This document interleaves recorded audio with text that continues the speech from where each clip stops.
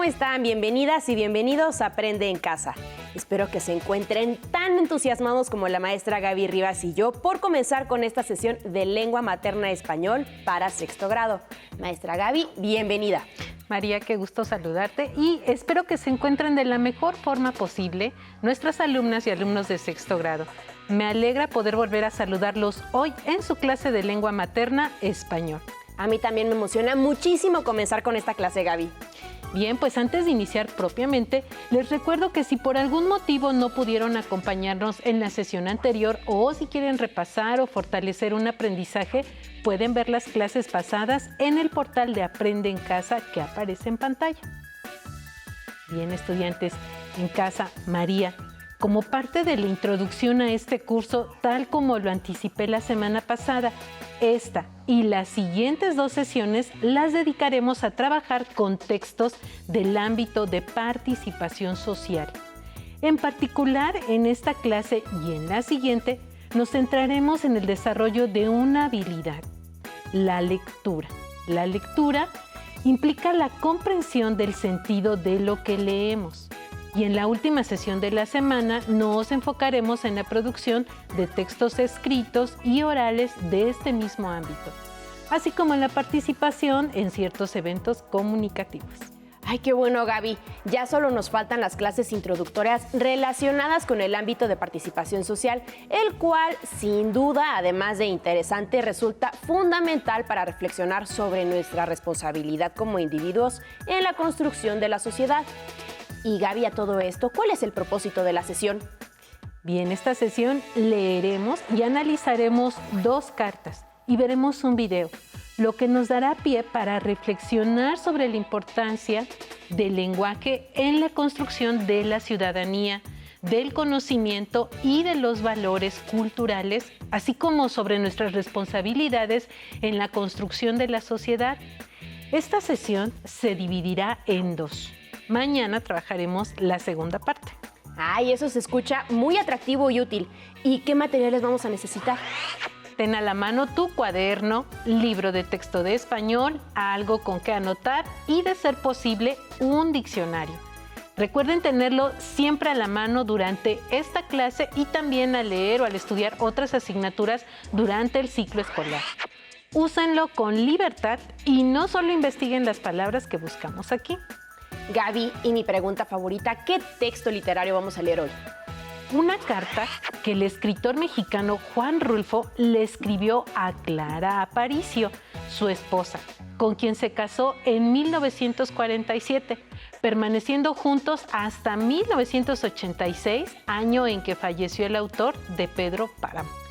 Pues sí, conoceremos un texto más de mi admiradísimo Juan Rulfo, sobre quien, si lo recuerdan en casa, leímos hace 2 semanas el texto titulado A manera de presentación. Qué bueno que lo menciones, María. Estudiantes en casa, mientras leemos y escuchamos el texto, les pido por favor que pongan atención en las cosas que le escribió Rulfo a su esposa y en la manera de hacerlo. Traten de identificar las principales características de esta clase de texto, pero lo más importante, disfruten. María, ¿me ayudas por favor con la lectura? Por supuesto, Gaby. Siempre que me pidas leer para los niños y las niñas, lo haré con muchísimo gusto. Muchas gracias, María. Dice así, disfrútenlo. México DF, 26 de mayo de 1947. Querida Chachinita, ¿nunca te he contado el cuento de que me caes re bien? Pues si ese ya lo sabes, te voy a contar otro. Ahí tienes que había una vez un muchacho más loco que toda la vida se la había pasado sueñe y sueñe. Y sus sueños eran, como todos los sueños, puras cosas imaginarias. Primero soñó en que se encontraba de pronto con la bolsa llena de dinero y que compraba todos los dulces de todos los sabores que había en todas las tiendas del mundo. Así era de rico. Después soñó en tener una bicicleta y unos patines y una buena bola de canicas. Más tarde, soñó en ser chofer o maquinista de un tren para recorrer lugares. Y se pasaba las tardes tirado de barriga en el suelo, soñando en las cosas interesantes que habría más allá de los cerros que tenía enfrente. En el pueblo de él había unos cerros muy altos, y a veces soñaba ser un zopilote y volar, muy suavemente como vuelan los zopilotes, hasta dejar atrás aquel pueblo donde no sucedía nunca nada interesante. Una vez vinieron los Reyes Magos y le trajeron un libro lleno de monitos donde se contaban historias de piratas que recorrían las tierras y los mares más raros que tú o yo hayamos visto. Desde entonces, no tuvo otro que hacer que estarse leyendo aquella clase de libros donde él encontraba un relato parecido al de sus sueños. Se volvió muy flojo, porque a todos los que les gusta leer mucho, de tanto estar sentados, les da flojera hacer cualquier otra cosa. Y tú sabes que el estarse sentado y quieto le llena a uno la cabeza de pensamientos. Y esos pensamientos viven y toman formas extrañas y se enredan de tal modo que, al cabo del tiempo, a la gente que eso le ocurre se vuelve loca. Aquí tienes un ejemplo. Yo. Pero hay algo más. Al muchacho este del cuento que te estoy contando, lo salvó la campana en aquella ocasión. Se le murieron sus papás. Casi los dos al mismo tiempo. Y lo dejaron pobre. Eso fue lo que lo salvó. Porque si lo hubieran dejado rico, como era quizás su cálculo, ahorita sería uno de esos tipos borrachos que andan en coche por las calles atropellando a todo mundo. O ya se hubiera muerto, fastidiado de la vida. Con lo desesperado que es, eso le hubiera pasado. Pero nada, Dios sabe lo que hace con sus criaturas. A veces piensa él, ahora que ya está grande y que comienza a tener uso de razón, que no debía haber hecho muchas cosas que hizo. Lo piensa nada más por encimita, pues cuando tú le dijiste aquello de que no había que pedir perdón ni arrepentirse de nada, él estaba de acuerdo contigo, pues sabía que el significado de eso era que no se debía hacer nada por lo cual tuviera uno que pedir perdón o arrepentirse después.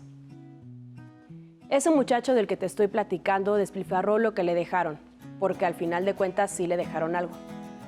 Quiso hacer reales sus sueños y se fue a vagabundear.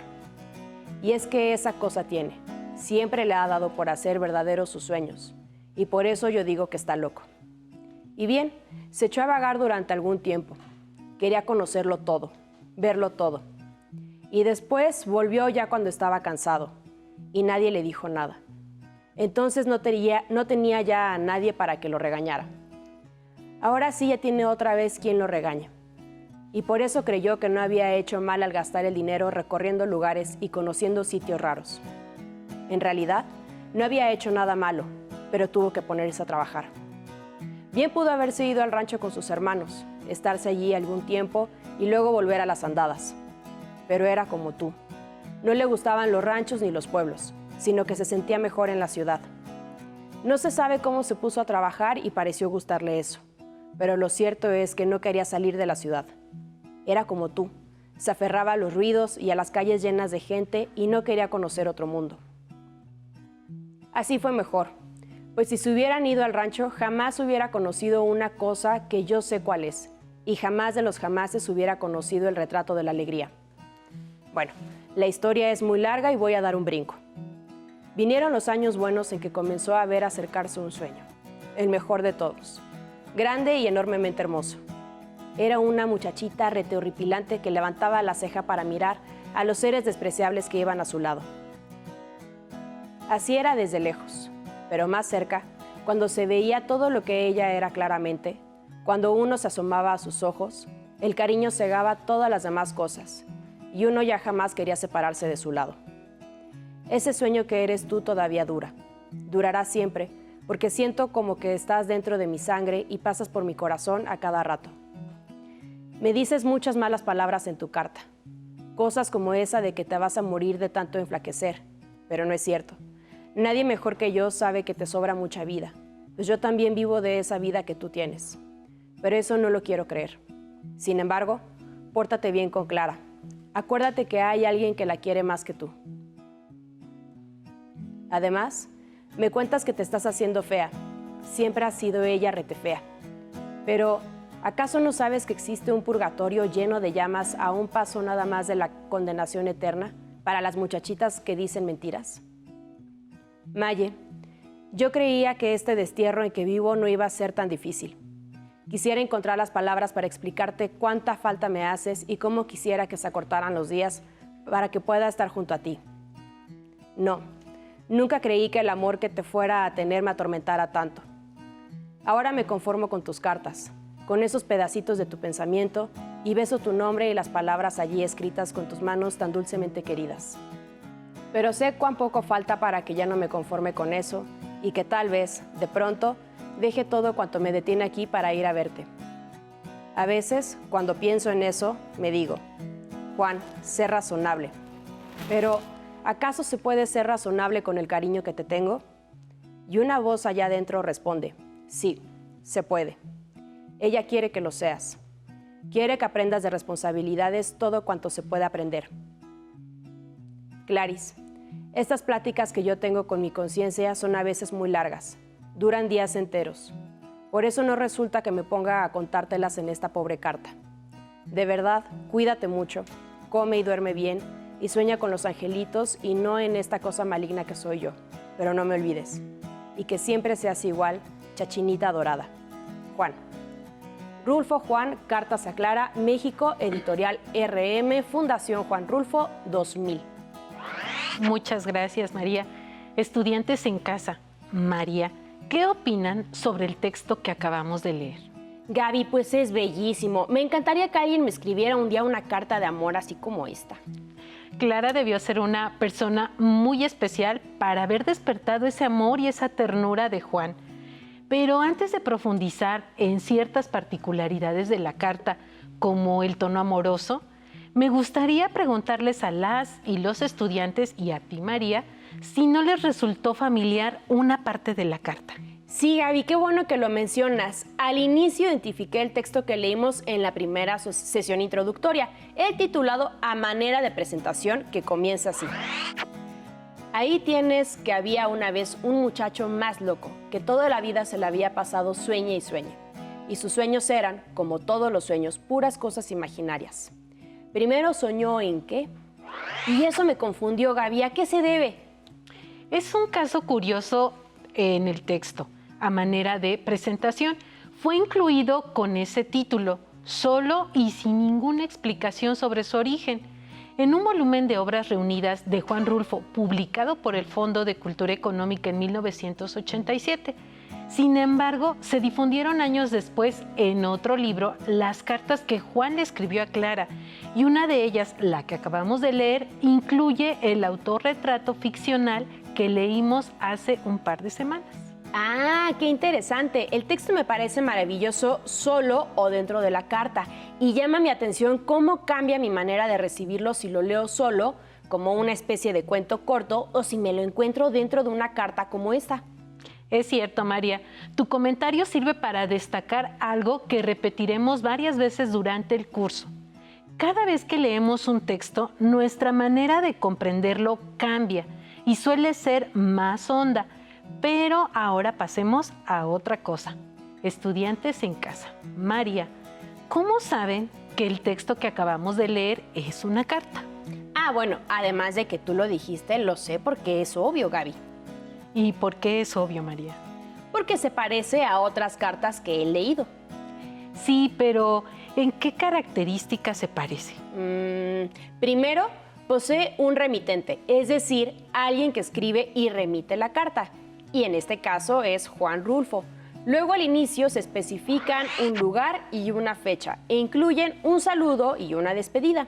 Ah, y tiene un destinatario, que en este caso es Clara Aparicio, aunque Juan la llama de formas muy tiernas como Chachinita, Maye y Clarice. Y supongo que solo le decía de ese modo así en privado, ¿no? Muy bien, María. Los elementos que mencionas son algunas de las características más importantes de una carta. Un remitente y un destinatario. El lugar y la fecha, en la que se escribe un saludo y una despedida. Y, por supuesto, un mensaje.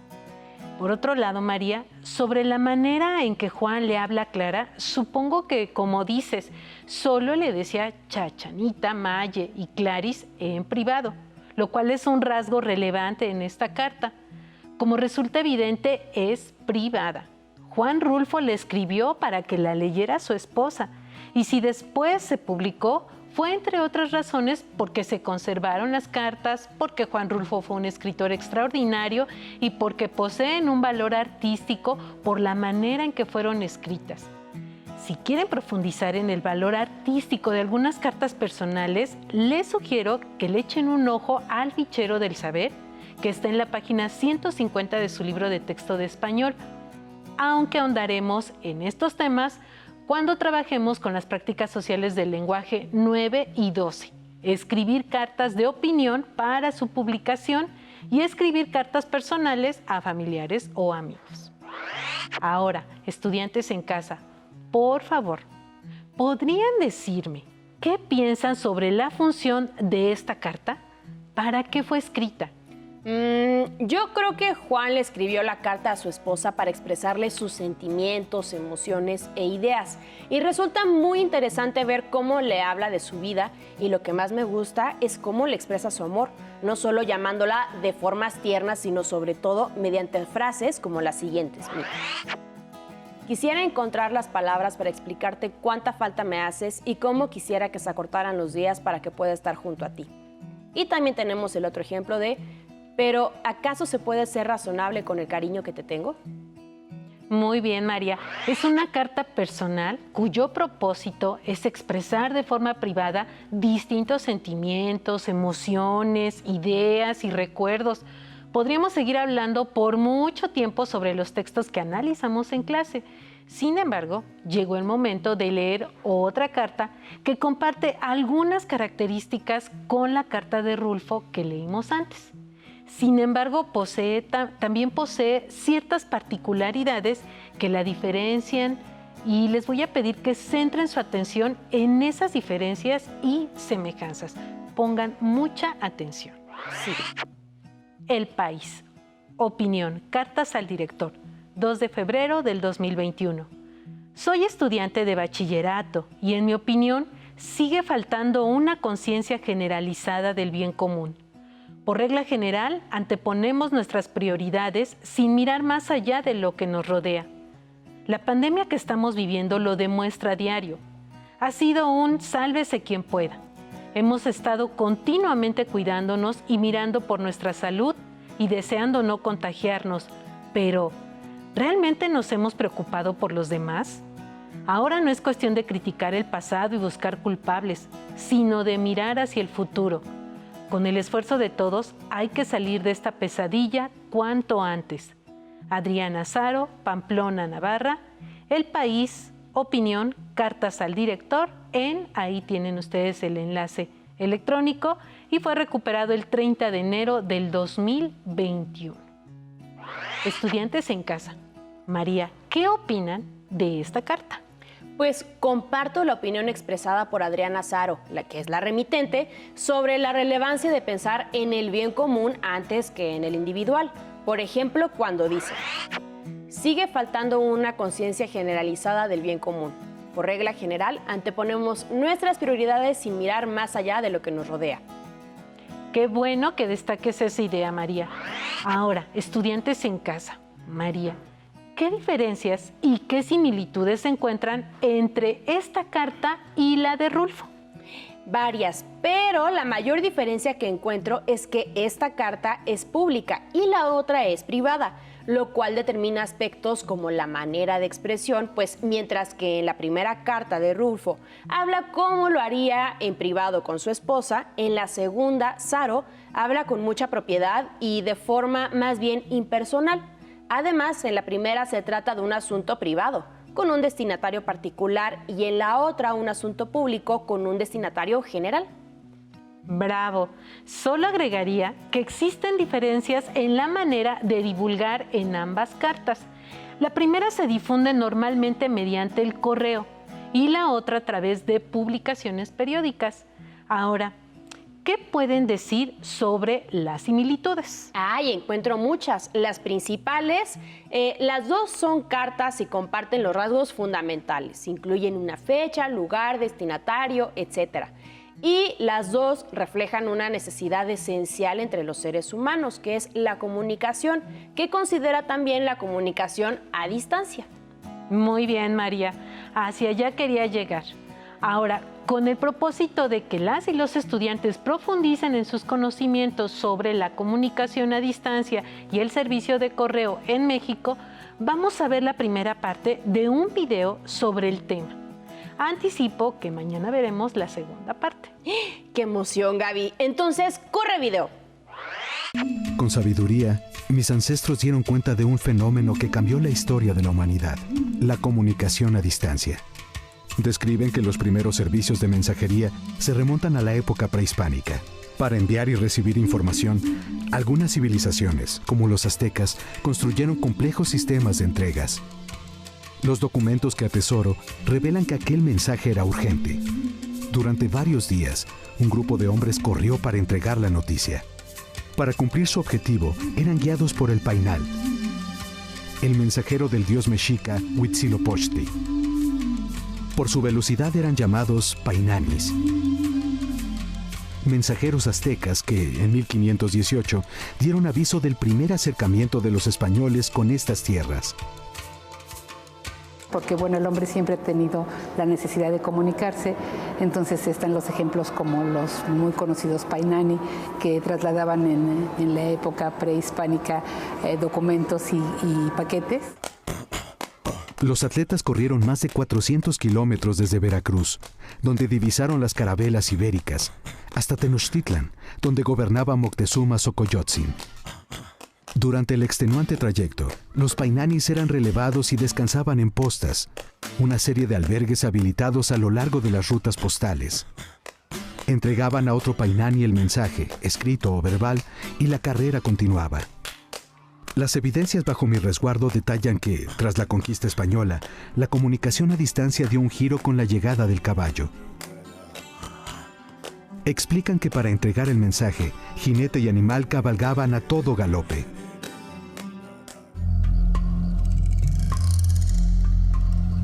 Pasaron casi 6 décadas para que se instaurara la primera organización eficiente de correo. Los registros indican que en 1580, la corona española otorgó la cédula real a Martín de Olivares para ejercer el oficio de correo mayor de la Nueva España. Se inicia, formalmente el servicio de correo, estaba a cargo de particulares, la corona lo cesiona a particulares y se empieza a establecer este servicio como tal de recepción, entrega de mensajería, de paquetes, con un mecanismo, con un proceso y supervisado por entonces el virrey. En 1621, la sede postal se estableció a espaldas de lo que hoy es el Palacio Nacional, en el centro histórico. Fue llamada Primera Casa de Correos. Paralelamente, el servicio se ofrecía en una segunda casa de correos, en la actual calle de República de Guatemala. Para 1762 se implementaron los buzones, colocados en veredas de las rutas postales. Un año después, comenzó a operar el servicio marítimo que unía la península ibérica con la Nueva España.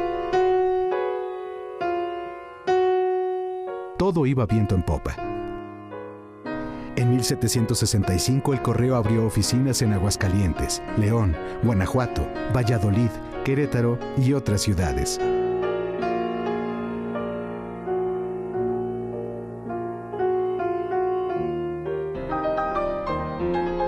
Los archivos que preservo destacan que a partir de 1788, el servicio postal se mudó a la tercera casa de correos, en la calle que hoy llamamos Francisco I. Madero.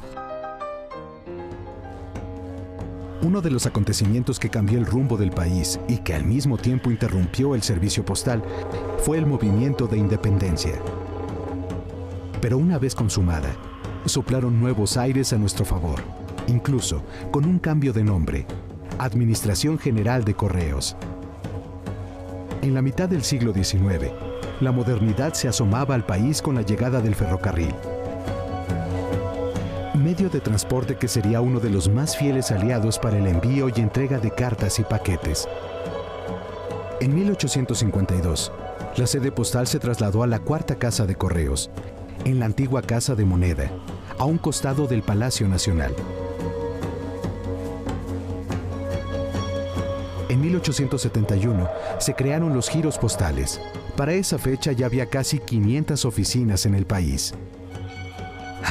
Cómo añoro el ocaso del siglo XIX, cuando el correo se abría paso como uno de los medios más eficientes para la comunicación a distancia. Así, mi querida amiga, agonizaba un ciclo. Y dábamos la bienvenida a uno nuevo. Y con él florecía una idea que años después haría prosperar el servicio postal mexicano. Estudiantes en casa, María, ¿qué opinan sobre el video que acabamos de ver? Pues Gaby, te he de confesar que me impactó enterarme pues que la comunicación a distancia y el correo que incluía la entrega, recepción de mensajes, cartas y paquetes han sido tan relevantes durante tanto tiempo entre las culturas que han ocupado el territorio que actualmente se llama México, desde la época prehispánica, por ejemplo, con los aztecas. Así es, María. Estudiantes en casa, aprovecho para recordarles que mañana veremos la segunda parte del video y de esta clase. Y antes de despedirnos, por favor, María, ¿podrías ayudarme con la recapitulación final? Por supuesto, Gaby. Leímos y analizamos 2 cartas, una personal y otra de opinión, y vimos un video, lo cual impulsó nuestras reflexiones sobre la importancia del lenguaje en la construcción de la ciudadanía, del conocimiento y de los valores culturales. Excelente, María. Muchas gracias y hasta mañana. Muchas gracias a ti, Gaby, por esta sesión tan bonita y nos vemos mañana. Si te es posible, consulta otros libros y comenta el tema de hoy con tu familia. Si tienes la fortuna de hablar una lengua indígena, aprovecha este momento para practicarla y platica con tu familia en tu lengua materna. Por hoy hemos terminado con lectura y análisis de textos del ambiente de participación social 1, de lengua materna español, 6º grado. Y espero que lo hayan disfrutado tanto como nosotros. Vamos a la siguiente materia. Nos vemos, hasta la próxima. Pero antes, a movernos un poco.